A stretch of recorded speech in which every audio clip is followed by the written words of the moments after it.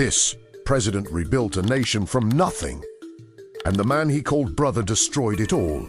It's 1983, Burkina Faso 33-year-old captain takes power.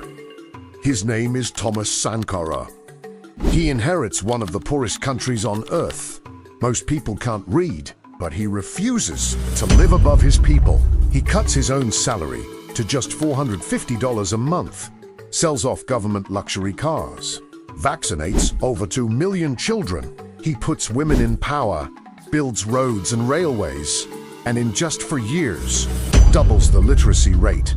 For a moment, Faso rises, but a free Africa scares those who once controlled it.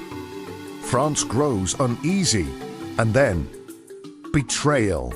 His closest friend, Blaise Compaoré, starts meeting foreign agents.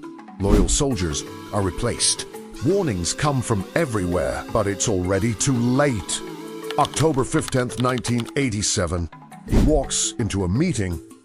Soldiers surround the building. The doors slam shut.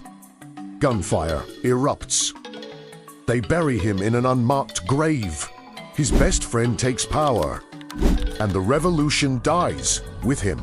The man who tried to rebuild a nation was Thomas Sankara.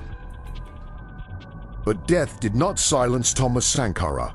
Years passed, yet his words kept spreading across Africa like fire. Young people painted his face on walls.